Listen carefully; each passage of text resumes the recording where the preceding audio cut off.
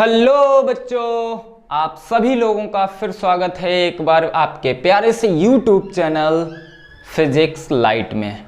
आप सभी लोगों को दीपावली के इस पावन त्योहार की हार्दिक शुभकामनाएं। आज हम अपने वीडियो को स्टार्ट करेंगे गॉस की प्रमेय के अनुप्रयोग से। इस वीडियो में आप लोग गॉस की प्रमेय के अनुप्रयोग पढ़ेंगे। अगर किसी ने गॉस की प्रमेय और गॉस की प्रमेय की उत्पत्ति नहीं पढ़ी है तो वो पिछले वीडियो में पढ़ सकते हैं। आज हमारा वीडियो स्टार्ट होगा गॉस की प्रमेय के अनुप्रयोग से और पहली हेडिंग रहेगी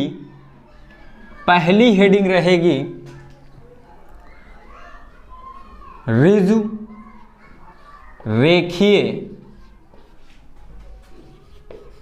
आवेशित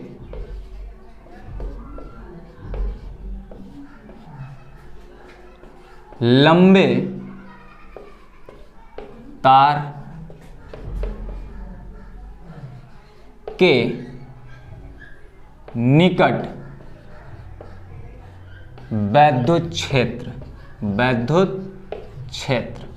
प्यारी सी हेडिंग है, ऋजु रेखीय आवेशित लंबे तार के निकट। यह आपका चालक तार होगा, इस बात का ध्यान रखना। चालक तार के निकट वैद्युत क्षेत्र। अब वैद्युत क्षेत्र हमें ज्ञात करना है तो हम लंबे चालक तार है, कोई लंबा चालक तार है, मान लेते हैं कि ऐसा एक लंबा चालक तार है अनंत विस्तार का। यहां पर जब इसको आवेश दिया जाएगा तो आपको पता है, आप लोगों को पिछले वीडियो में पढ़ा चुका हूं कि जब किसी लंबे चालक तार को आवेश दिया जाता है तो आवेश उसकी संपूर्ण लंबाई में एक समान रूप से वितरित हो जाता है। तो यहां पर अगर हम मान लें कि प्लस क्यू आवेश दिया गया है जो कि उसकी संपूर्ण लंबाई में एक समान रूप से वितरित है। अब इसके निकट यहां पर हमने मान लिया कि एक बिंदु है P और चालक तार से दूरी है स्मॉल r। इस बिंदु पर वैद्युत क्षेत्र की तीव्रता ज्ञात करनी है तो यहां पर लिखेंगे माना रेखीय आवेश घनत्व लैम्डा का एक समान रूप से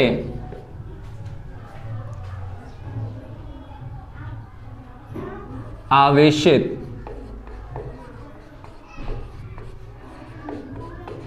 चालक तार है जिसके निकट r दूरी पर स्थित बिंदु P पर वैद्युत क्षेत्र ज्ञात करना है। अब इसके लिए हम क्या करते हैं, इस चालक तार को गॉस की प्रमेय लगानी है। ध्यान रखना, गॉस की प्रमेय के अनुप्रयोग। ये गॉस की प्रमेय के अनुप्रयोग है। गॉस की प्रमेय लगानी है तो हम सबसे पहले क्या करना है, हमें आवेश को घेरना है। अब आवेश को किस तरीके से आप घेर सकते हैं, लंबा चालक तार है, अगर कोई गोला बनाएंगे बहुत बड़ा बनेगा कि नहीं बनेगा, बहुत बड़ा बनेगा क्योंकि लंबा चालक तार है, अनंत विस्तार का चालक तार मान सकते हैं। तो गोला कितना बड़ा बनाओगे भाई, ठीक है। अब यहां पर अगर हम किसी घन का निर्माण करते हैं तो घन भी हमारा अच्छा नहीं रहेगा। यहां पर हम एक अगर बेलन का निर्माण कर लें, किसका निर्माण कर लें, बेलन का। किसका निर्माण करना है, बेलन का। चालक तार को अक्ष मानकर स्मॉल r त्रिज्या के एक बेलनाकार पृष्ठ की कल्पना कर लेते हैं। क्या किया, चालक तार को अक्ष मान लिया और स्मॉल r त्रिज्या के एक बेलनाकार गॉसियन पृष्ठ की कल्पना कर ली। अब इस स्थिति में मुख्यतः दो बिंदुओं पर वैद्युत क्षेत्र आप ज्ञात कर सकते हैं। पहला तो यहां पर ये समतल पृष्ठ, ये क्या है? समतल पृष्ठ, समतल पृष्ठ। और ये दूसरा आपका क्या हुआ? वक्र पृष्ठ। तो यहां पर दो पृष्ठ होते हैं। बेलन का आप निर्माण करेंगे तो बेलन में मुख्यतः दो पृष्ठ होते हैं, एक आपका हो गया समतल पृष्ठ और दूसरा हो गया वक्र पृष्ठ। अब यहां पर आप दोनों ही बिंदुओं पर वैद्युत क्षेत्र निकाल सकते हैं। वही दोनों बिंदुओं पर जो वैद्युत क्षेत्र की तीव्रता होगी, यानी कि दोनों पृष्ठों पर जो वैद्युत क्षेत्र की तीव्रता होगी, वही परिणामी वैद्युत क्षेत्र की तीव्रता आएगी इस पूरे चालक तार के कारण। तो अब हम क्या करते हैं, समतल पृष्ठ पर हमने एक छोटा सा भाग मान लिया कि समतल पृष्ठ पर एक छोटा सा भाग है जिसका क्षेत्रफल सदिश dA ऊपर की ओर, क्योंकि अल्पांश भाग मांगा है, अल्पांश भाग माना है जिसका क्षेत्रफल इसमें dA है। अब यहां पर वैद्युत क्षेत्र की तीव्रता देखेंगे तो प्लस आवेश है, वैद्युत क्षेत्र दूर की ओर होगा, चूंकि चालक तार अनंत विस्तार का है, अनंत विस्तार का है, इसलिए वैद्युत क्षेत्र दूर की ओर होगा। तो यहां पर वैद्युत क्षेत्र हो गया ये। अब अगर हम इसी प्रकार मान लें कि वक्र पृष्ठ पर एक छोटा सा क्षेत्रफल है dA, तो इसका क्षेत्रफल सदिश पृष्ठ के लंबवत इधर हो गया, वैद्युत क्षेत्र उधर ही है, तो यहां पर वैद्युत क्षेत्र ये हो गया। तो ये हम यहां पर लिख सकते हैं, इसके लिए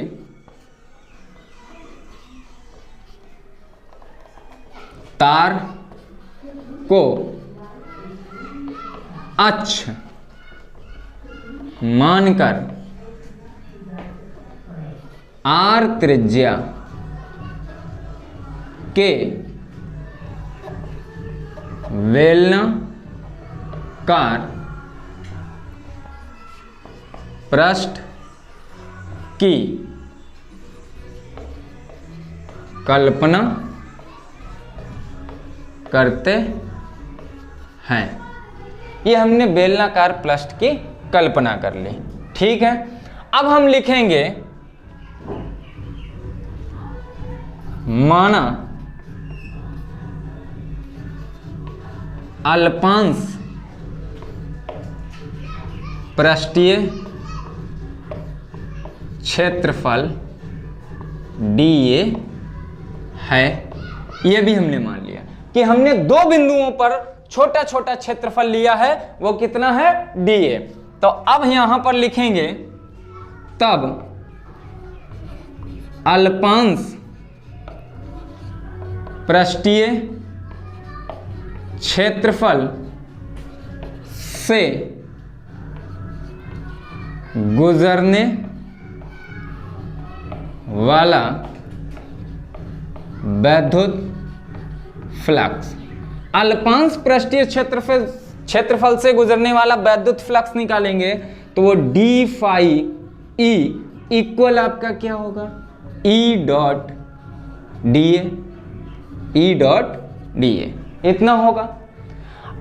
अब यहां पर अगर हम इस समतल पृष्ठ से निकालेंगे तब भी इतना आएगा, और अगर हम निकालना चाहें इस वक्र पृष्ठ से तब भी इतना आएगा। तो हम अगर इसको E1 मान लें या यहां पर लिख दें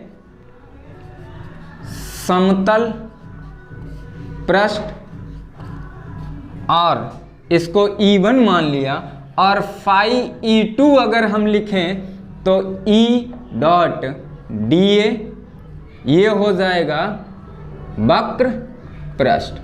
तो हमने अलग अलग निकाल लिया। अब हम लिखेंगे संपूर्ण बेलनाकार गॉसियन पृष्ठ से गुजरने वाला वैद्युत फ्लक्स। अतः संपूर्ण गॉसियन पृष्ठ से गुजरने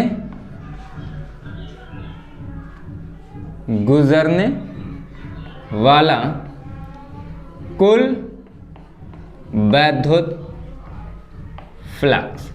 अब कुल वैद्युत फ्लक्स निकालना है, तो कुल वैद्युत फ्लक्स फाई ई बराबर integration d E dot D A, या यहां पर हम लिख सकते हैं, यहां पर लिख सकते हैं डी फाई ई वन, जो कि किससे है, समतल पृष्ठ से, तो समतल पृष्ठ plus integration d phi E two, ये किससे है, वक्र पृष्ठ से, ये वक्र पृष्ठ हो गया। यहां पर इनके मान रख दें तो फाई ई बराबर आपका इंट्रीकेशन डी फाई ई की वैल्यू कितनी है, ई डी ए, डॉट का निशान लगा दिया, ये आपका है समतल, plus integration E dot D A, ये आपका है वक्र पृष्ठ। अब यहां पर इनके समाकलन करने हैं, तो समाकलन करेंगे तो यहां हम क्या करना है, पहले इंट्रीकेशन, डॉट का सिंबल हटाएंगे तो कॉस आएगा, तो ई डी ए कॉस 90 होगा कि नहीं। समतल पृष्ठ पर वैद्युत क्षेत्र और क्षेत्रफल सदिश दोनों एक दूसरे के लंबवत हैं, परपेंडिकुलर है। यहां पर थीटा की वैल्यू कितनी हुई, 90 अंश, ये आपका रहा था समतल। अब अगर हम plus E d A cos 0, क्योंकि वक्र पृष्ठ पर दोनों एक ही दिशा में हैं, तो यहां पर हम लिखेंगे वक्र पृष्ठ, यहां से ये आपका 0 हो गया, तो phi E equal 0 plus integration E d A, cos 0 की वैल्यू 1 हो गई, बहुत अच्छे। तो फाई ई इक्वल, ई को बाहर निकाल लेते हैं, डी ए का मान कितना होगा, डी ए का मान वही होगा जो इस पूरे बेलन का वक्र पृष्ठ होगा। तो बेलन का वक्र पृष्ठ होता है 2 पाई आर एल, यहां पर एल लंबाई अगर हम इसकी मान लें तो 2 पाई आर एल, तो ये आपका हो गया है इतना, फाई ई बराबर ई इंटू 2 पाई आर एल। गॉस की प्रमेय से फाई ई बराबर आप पढ़ चुके हैं क्यू अपॉन एप्सिलॉन 0, पढ़ चुके हैं, रख दीजिए मान यहां पर, तो Q अपॉन एप्सिलॉन 0 इक्वल आपका E इंटू 2 पाई आर एल हो गया। हमें मान निकालना है वैद्युत क्षेत्र की तीव्रता E का, तो E बराबर में लेके आएंगे, इनको इधर लेके आएंगे, तो 1 upon 2 pi epsilon 0 Q upon R L, चूंकि Q अपॉन L इक्वल हम पढ़ चुके हैं लेमडा, रेखीय आवेश घनत्व, तो यहां पर Q अपॉन L की वैल्यू हमने रख दी लेमडा, लेमडा रखेंगे तो ये आपका हो जाएगा E equal 1 upon 2 pi epsilon 0 into lambda upon R, इतना हो गया। यहां से आपका ये सूत्र निकल के आता है, मात्रक रहेगा न्यूटन प्रति कूलम। अगर हम बोल दें कि हमें मान पता होता है 1/4 पाई एप्सिलॉन 0 का, यहां आपका आया है 1/2 पाई एप्सिलॉन 0, इसका मान हमें पता नहीं होता है, तो हम सीधा सीधा क्या करें, अंश व हर में 2 का गुणा कर दें, तो अंश व हर में 2 का गुणा करेंगे तो E बराबर 1/4 pi epsilon 0 2 lambda upon R, इतना ही तो आएगा। मात्रक क्या रहेगा, न्यूटन प्रति कूलम।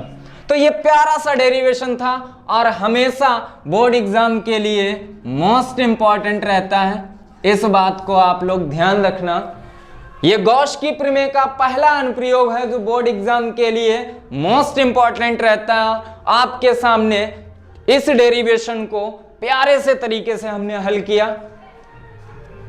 आशा करता हूं कि आप लोगों को अच्छे से समझ में आया होगा।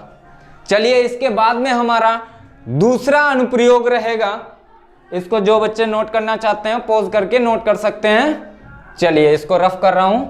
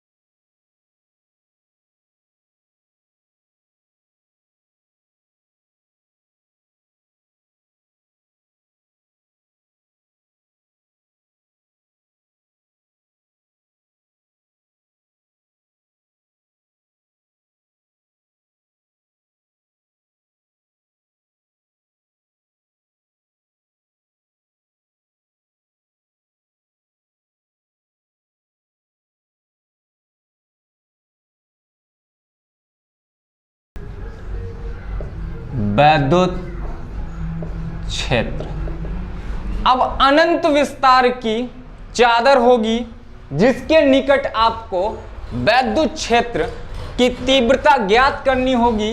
यह भी आपका मोस्ट इंपॉर्टेंट रहता है। आप एग्जाम में किसी साल का पेपर उठा के देख लीजिए, लगभग हर साल इन दोनों अनुप्रयोगों में से कोई अनुप्रयोग 100% पूछा जाता है। ये आपका फिजिक्स लाइट चैनल है जिस पर आपको पढ़ाया जाएगा मोस्ट इंपॉर्टेंट, जो हमेशा आता है और आसान सी भाषा में। बस आप लोग पढ़ते रहिए मन लगाकर। आप लोग अगर मन लगाकर पढ़ेंगे, आप लोग हमारा सपोर्ट करेंगे तो हम आपको अच्छे से अच्छा सिलेबस बहुत कम समय में आपको प्रोवाइड करवाएंगे। ये हमारी हेडिंग है। अब इसके लिए हम मान लेते हैं, हमें क्या मानना है। यहां पर सीधा सीधा हेडिंग में कहा है कि अनंत विस्तार की चादर है। अब अनंत विस्तार की चादर है तो हमें यह मान लेना चाहिए कि कोई एक चादर होगी जो अनंत विस्तार की होगी। यहां पर तो हमने छोटी चादर बना दी, लेकिन अनंत विस्तार की मान लीजिए। अब यहां पर जो भी आवेश इसको दिया जाएगा, तो चादर को जो भी आवेश दिया जाएगा, हमने कहा कि चादर को दिया गया आवेश उसके संपूर्ण पृष्ठ पर एक समान रूप से वितरित हो जाता है। एक समान रूप से वितरित हो गया। यहां पर जगह क्यों छोड़ दी? डायग्राम बनाना है इसलिए जगह छोड़ दी। ठीक है, अनंत विस्तार से मान लीजिए कि अनंत विस्तार की है और जो आवेश है एक समान रूप से वितरित हो गया। ये लो भाई, हमने एक समान रूप से वितरित कर दिया। अब इस चादर से, इसके पृष्ठ से लंबवत स्मॉल r दूरी पर कोई बिंदु मान लिया P, और इस बिंदु पर हमें वैद्युत क्षेत्र ज्ञात करना है। अब उस बिंदु पर वैद्युत क्षेत्र ज्ञात करने के लिए हमें क्या करना पड़ेगा कि आवेश को कहीं ना कहीं घेरना है, क्योंकि गॉस की प्रमेय लगानी है तो आवेश को घेरना है। तो आवेश को घेरने के लिए हम क्या करते हैं, आवेश को अगर हम घेरेंगे, पहली बात यहां पर दो बातें मोस्ट इंपॉर्टेंट रहती हैं। चादर क्या होती है? जिसका केवल एक ही पृष्ठ माना जाए। चादर ये बहुत पतली होती है और बहुत पतली होने की वजह से केवल इसका एक ही पृष्ठ माना जाता है। तो पृष्ठ कितना हुआ चादर में? एक। इस बात को विशेष ध्यान रखना, पृष्ठ एक। चादर में पृष्ठ होता है केवल एक। अब एक ही पृष्ठ पर आवेश है तो इसका मतलब है कि आवेश एक पृष्ठ पर है, तो तो आवेश इधर के लिए भी काम करेगा, आवेश उधर के लिए, क्योंकि पृष्ठ तो एक ही है, पृष्ठ एक ही है, तो आवेश तो काम करेगा। अब आवेश काम करेगा, इस बिंदु पर अगर हम वैद्युत क्षेत्र की तीव्रता निकालेंगे तो वो पूर्णतया वैद्युत क्षेत्र की तीव्रता नहीं होगी, क्योंकि आवेश इधर के लिए भी तो काम कर रहा है, वही आवेश, और वही आवेश ये आपकी चादर है, बहुत पतली है, एक ही पृष्ठ है, तो आवेश अगर इधर काम करेगा, इधर वैद्युत क्षेत्र उत्पन्न करेगा, तो इधर भी तो वैद्युत क्षेत्र उत्पन्न करेगा। अगर आवेश इधर वैद्युत क्षेत्र उत्पन्न करेगा तो वही आवेश इधर भी तो वैद्युत क्षेत्र उत्पन्न करेगा। क्लियर है?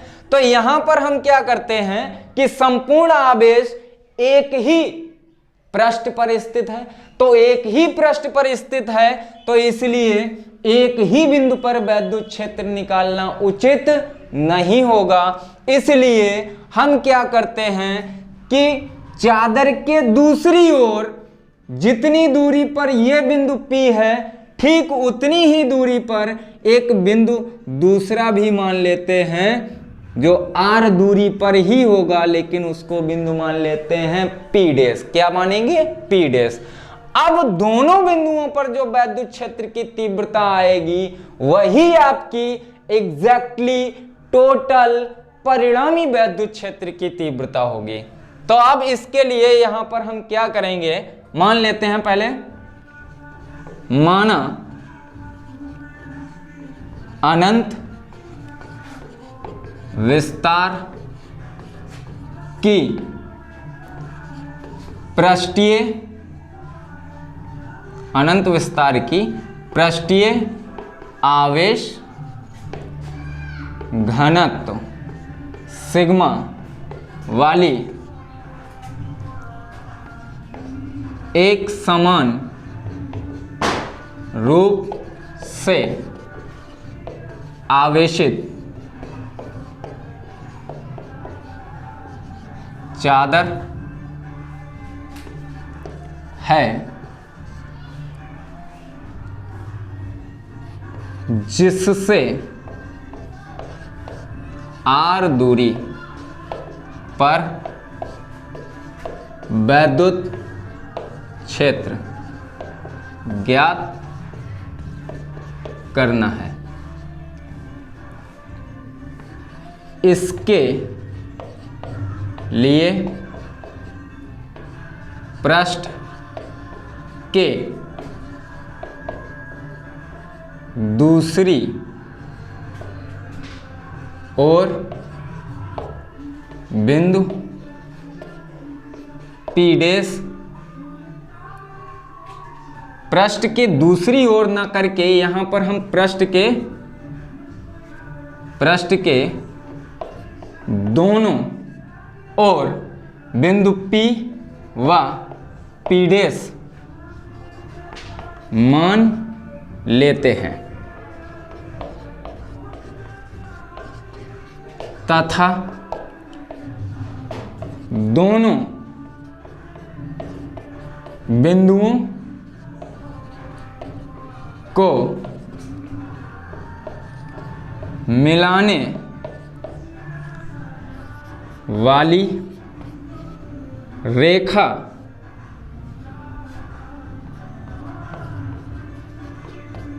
को अक्ष मानकर कैपिटल A परिच्छेद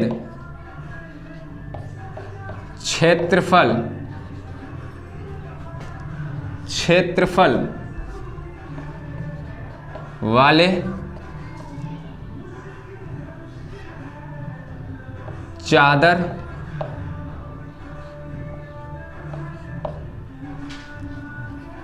के आर पार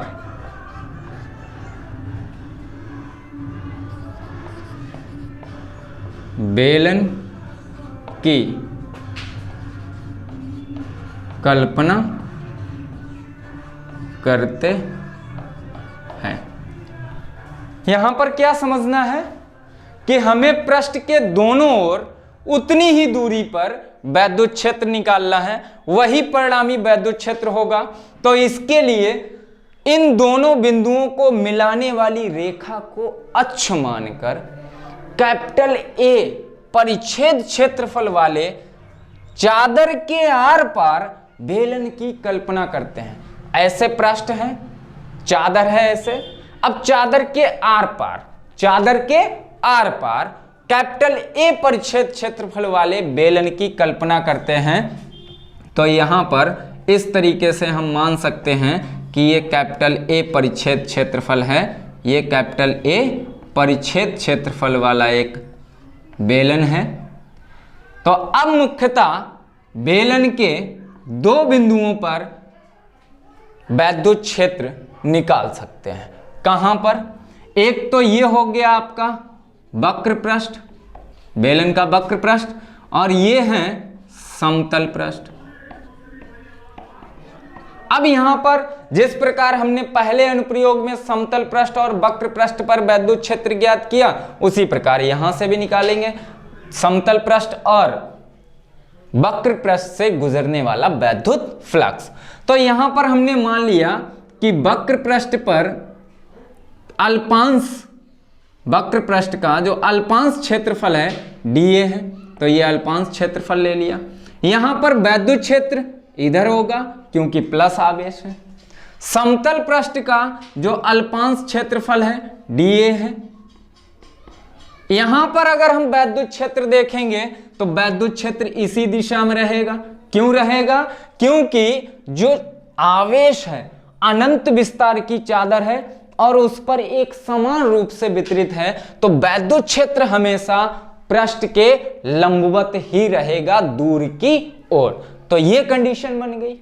अब ये कंडीशन बन गई तो यहां सीधा सीधा हम लिख सकते हैं इधर, तो इधर इधर रहेगा, यहां पर थोड़ा इधर उधर हो जाएगा, ठीक है। ये डी ए और ई एक ही दिशा में होंगे, ठीक है। अब यहां पर हम लिख सकते हैं तब अल्पांश पृष्ठों से गुजरने वाला वैद्युत फ्लक्स। अब अल्पांश पृष्ठों से गुजरने वाला वैद्युत फ्लक्स लिखेंगे तो वैद्युत फ्लक्स कितना होगा? एक तो होगा फाई ई वन और डी फाई अल्पांश है, D phi E one equal क्या होगा आपका? अरे भाई क्या होगा आपका? ई डॉट डी ए, सही है। दूसरा होगा ये कहां से है आपका? पी समतल पृष्ठ से, या बिंदु P वाले समतल पृष्ठ से, P समतल, ठीक है। दूसरा आपका होगा D phi E two E dot D A, ये रहेगा P डैश समतल से। और तीसरा होगा आपका डी फाई ई थ्री, ये रहेगा E डॉट डी ए, ये आपका रहेगा वक्र पृष्ठ से। कहां से रहेगा? वक्र पृष्ठ से। अल्पांश पृष्ठ हमने तीन माने, दो समतल पृष्ठों के हो गए, इधर एक अल्पांश समतल पृष्ठ है, इधर समतल पृष्ठ अल्पांश है और इधर वक्र पृष्ठ पर अल्पांश पृष्ठीय क्षेत्रफल है dA। तो इन तीनों अल्पांश पृष्ठों से गुजरने वाला वैद्युत फ्लक्स यही होंगे। अब हम निकालना चाहते हैं संपूर्ण गॉसियन पृष्ठ से गुजरने वाला कुल वैद्युत फ्लक्स। तब संपूर्ण गॉसियन बेलन से गुजरने वाला कुल वैद्युत फ्लक्स। अब कुल वैद्युत फ्लक्स निकालेंगे तो हमें क्या करना है? फाई ई बराबर इंट्रीकेशन, यहां पर लिखेंगे P समतल इनको जोड़ देना है तो डी फाई ई 1 हो जाएगा, प्लस इंट्रीकेशन, या इनका सीधा मान रख देते हैं, इनका सीधा मान रख देते हैं। यहां पर P समतल लिख दिया तो P समतल का मान कितना है, ई डी ए। दूसरा आपका रहेगा P डैश समतल, ये रहेगा E dot D A, plus तीसरा आपका रहेगा वक्र पृष्ठ, तो यहां पर भी रहेगा E डॉट डी ए। सही है, बोलो सही है। चलिए अब यहां से हमें क्या करना है, इनके एंगल को यूज कर देना है कि एंगल कितना होगा। तो एंगल की अगर हम बात करेंगे तो यहां से phi E equal integration E d A cos 0, क्योंकि एक ही दिशा में है, वैद्युत क्षेत्र और क्षेत्रफल सदिश एक ही दिशा में है समतल पृष्ठ पर। दूसरा आपका प्लस ई डी ए, ये भी एक ही दिशा में है। और तीसरा आपका हो गया ई डी ए कॉस 90, कॉस 90 हो गया ना। यहां पर कॉस 0 रहेगा दोनों में, और तीसरे में रहेगा वक्र पृष्ठ पर रहेगा आपका कॉस 90। कॉस 90 की वैल्यू 0, तो ये वाला टर्म आपका 0 हो गया। अब हमारे पास क्या बचा है, फाई ई बराबर आपका बचा है, यहां पर थोड़ा लिख देते हैं, यहां पर लिख देते हैं, यहां पर फाई ई बराबर आपका क्या बचेगा, integration E d A plus integration E d A, क्योंकि कॉस 0 का मान 1, कॉस 0 का मान 1, तो ये हो गया आपका। यहां पर अगर हम देखेंगे तो दोनों समान हैं तो इनको जोड़ लेंगे तो फाई ई बराबर 2 इंट्रीकेशन ई डी ए, इतना हो गया आपका।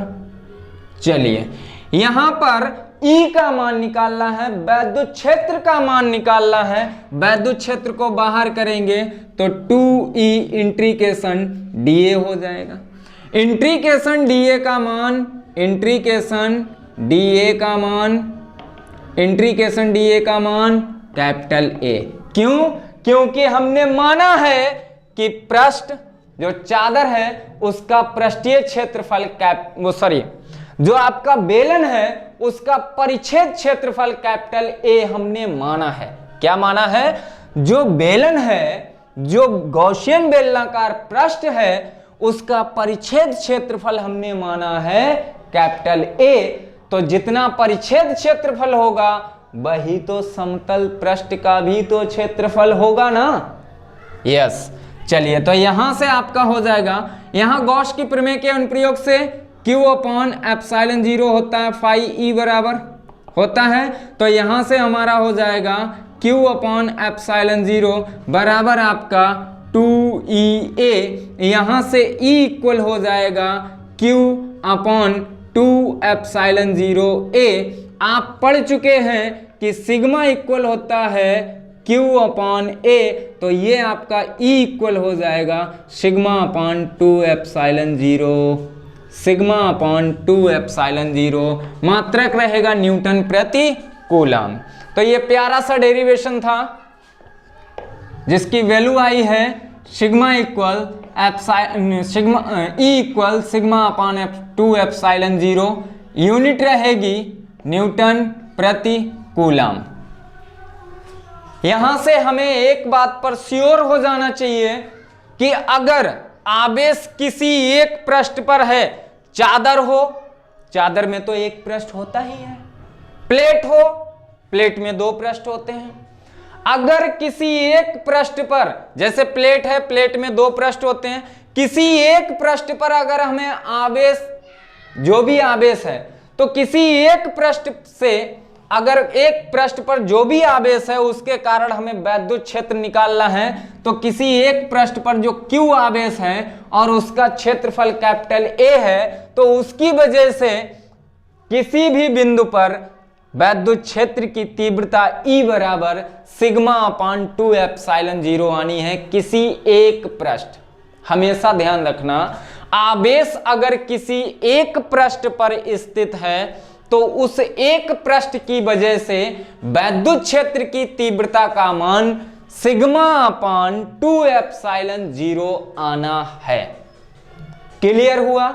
चलिए, इस डेरिवेशन के बाद में अब गॉस की प्रमेय के अनुप्रयोग छोटे छोटे बचे हैं बट इंपॉर्टेंट रहते हैं। जो हमने ये डेरिवेशन करवाया है इसी डेरिवेशन के बेस पर होंगे, बिल्कुल ऐसे ही होंगे, बस आपको भटकना नहीं है, सिर्फ ध्यान से समझना है कि कह क्या रहा है, पृष्ठ कितने हैं, आवेश कहां पर है, ये आपको निकालना है। चलिए तो इसको साफ कर दें। ठीक है,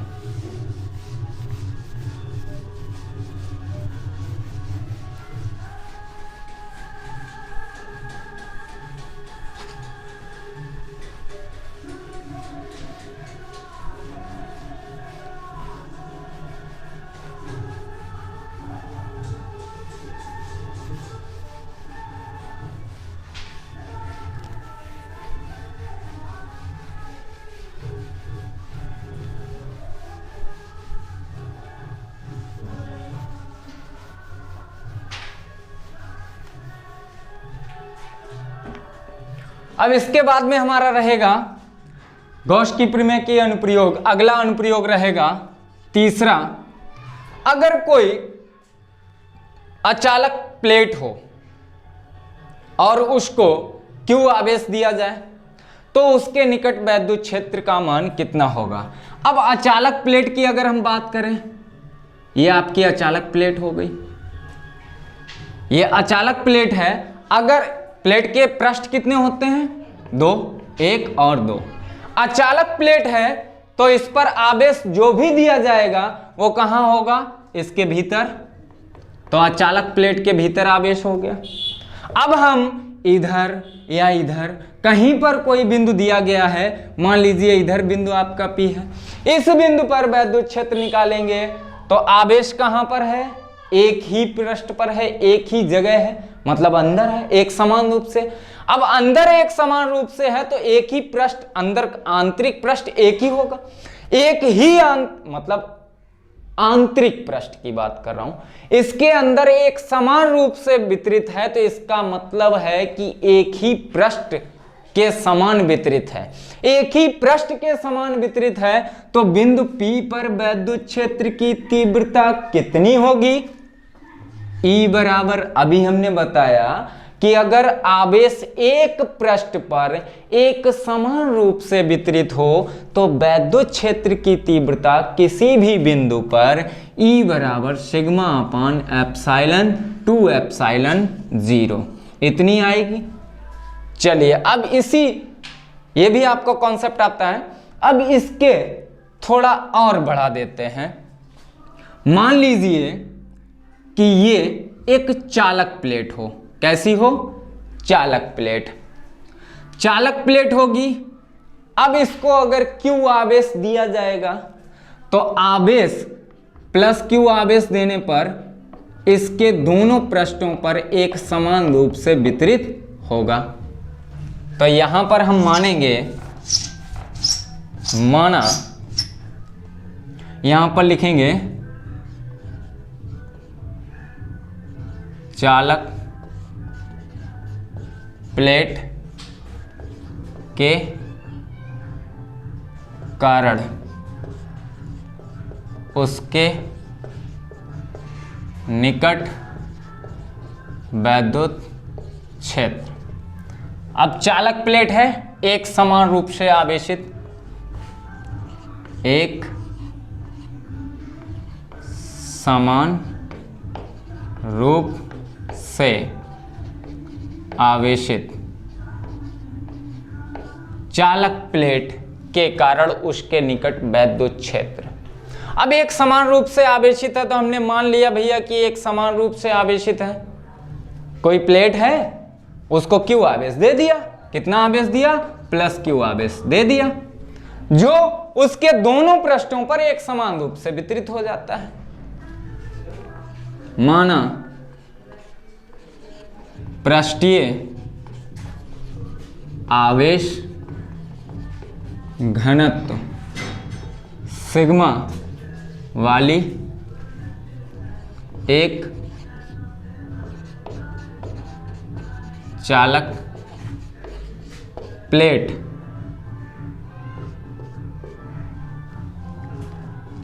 के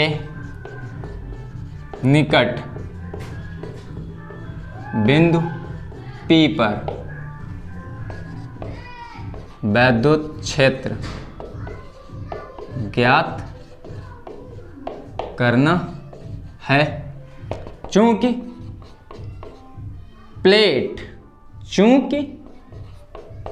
प्लेट में दो पृष्ठ होते हैं तब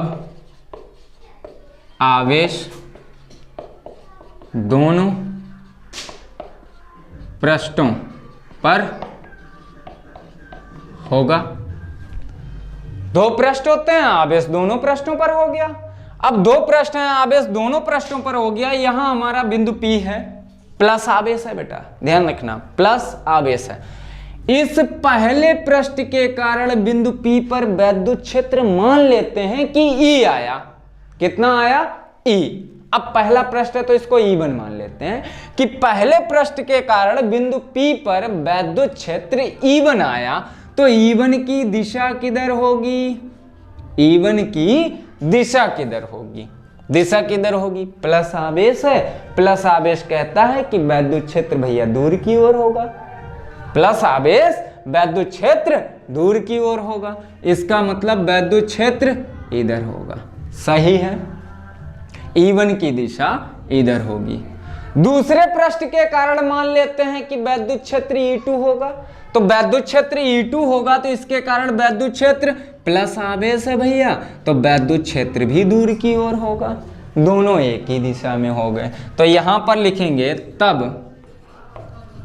पहले पृष्ठ के कारण P पर वैद्युत क्षेत्र, तो वो होगा E1 बराबर, एक ही पृष्ठ पर आवेश हो तो सिग्मा अपान 2ε0। यह समीकरण 1 हो गया।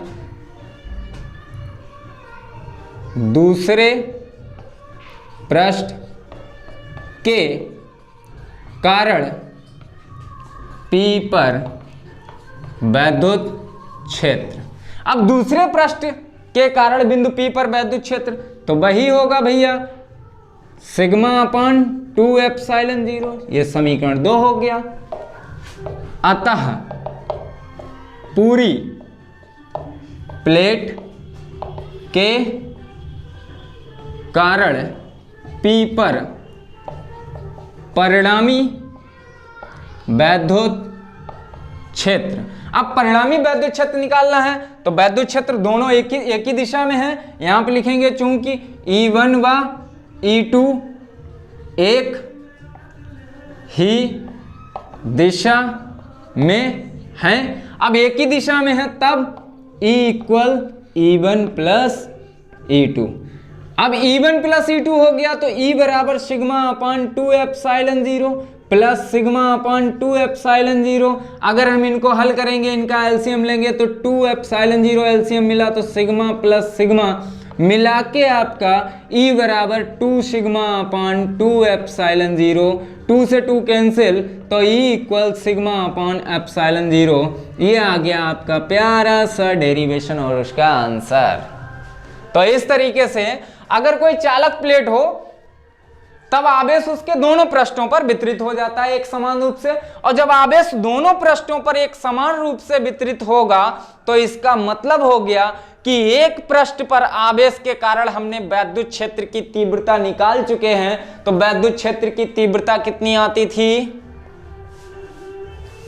E बराबर सिग्मा अपान 2ε0।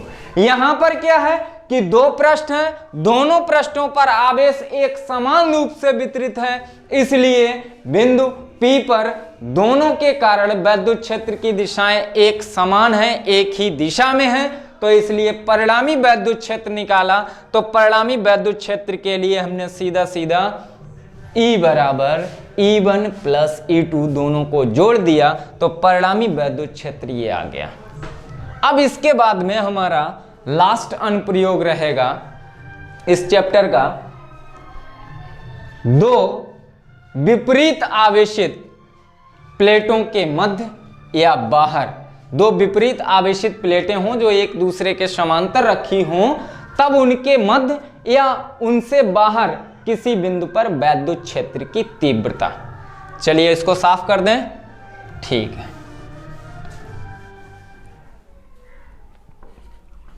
चौथा अनुप्रयोग और लास्ट अनुप्रयोग हमारा रहेगा, दो समांतर परंतु विपरीत आवेशित अचालक प्लेटों के कारण वैद्युत क्षेत्र। अब दो समांतर हैं परंतु विपरीत और अचालक आवेशित प्लेट हैं। कैसी हैं? अचालक।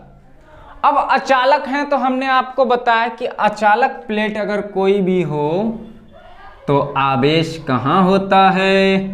उसके अंदर, उसके अंदर। आवेशित अचालक प्लेट है तो आवेश उसके भीतर होगा, भीतर होगा। एक प्लेट ये रही, दोनों एक दूसरे के समांतर हैं, इसको माइनस आवेश दिया गया है, माइनस आवेशित है। ठीक है, आवेश दोनों पर उनके अंदर एक समान रूप से वितरित हो गया, पहली प्लेट और दूसरी प्लेट। तो यहां पर माना समान पृष्ठीय घनत्व वाली दो विपरीत आवेशित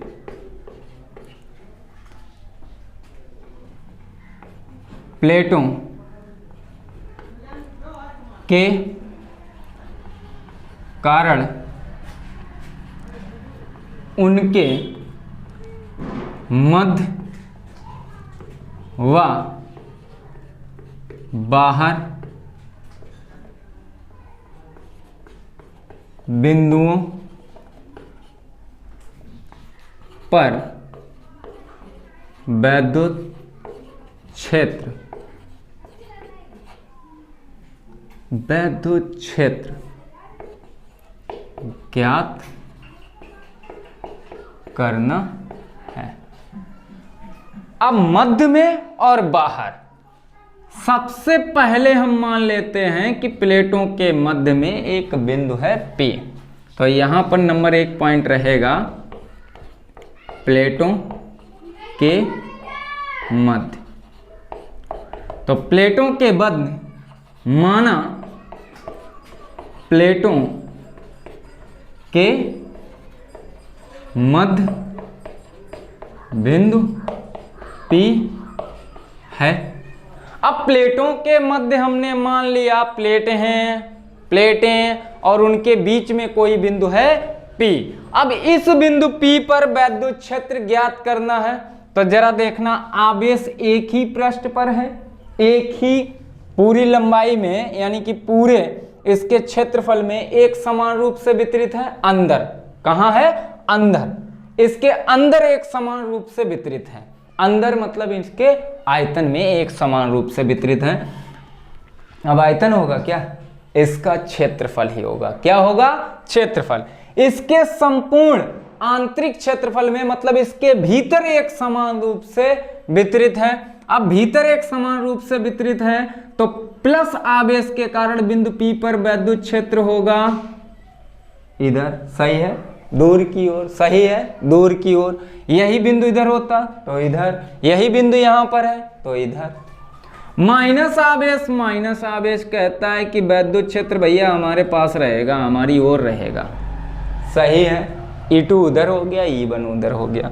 तो यहां पर लिखेंगे पहली प्लेट के कारण P पर वैद्युत क्षेत्र। अब बिंदु P पर वैद्युत क्षेत्र निकालेंगे पहली प्लेट के कारण, तो होगा E1 बराबर सिग्मा अपान 2ε0। सही है, समीकरण 1 दे दिया। फिर लिखेंगे दूसरी प्लेट के कारण P पर वैद्युत क्षेत्र, तो वो E2 आपका होगा सिग्मा अपान 2ε0। बोलो सही है, बहुत सही। चूंकि बिंदु P पर E1 व E2 एक ही दिशा में हैं, तब बिंदु P पर परिणामी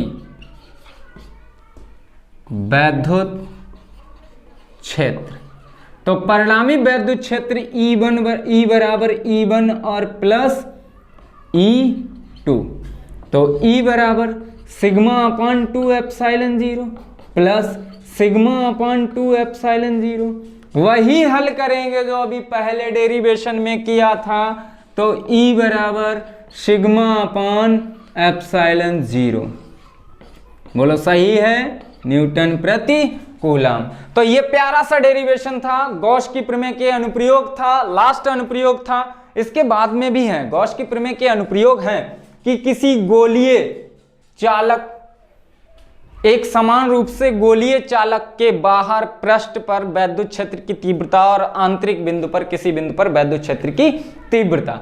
लेकिन वो इस बार मतलब अभी आपका 2 साल से जो सिलेबस रिड्यूस हुआ है उसमें आपका वो चैप्टर, वो सिलेबस हटा दिया गया है। इस चैप्टर से वो सिलेबस हटा दिया गया है, इसलिए इस साल हम केवल वही सब्जेक्ट पढ़ाएंगे, वही आपको पढ़ाएंगे। फिजिक्स सब्जेक्ट में केवल वही पढ़ाएंगे जो आपका बोर्ड एग्जाम में आना है। यहीं से हमारा ये वीडियो समाप्त होता है।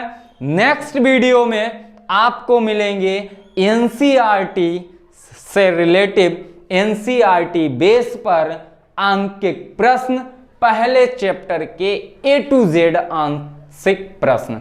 अब आंकिक प्रश्नों को आप जब हल करेंगे, हम हल करवाएंगे, आप लोग भी हल करेंगे, तो ये आपका पहला चैप्टर, हर एक पहले चैप्टर का हर एक कॉन्सेप्ट आपका क्लियर हो जाएगा और पहला चैप्टर आप मजबूती के साथ कह सकते हैं कि हमारा पहला चैप्टर क्लियर है। तो आज के लिए बस इतना ही, और एक बार फिर आप सभी लोगों को दीपावली के इस पावन उत्सव की हार्दिक शुभकामनाएं। धन्यवाद।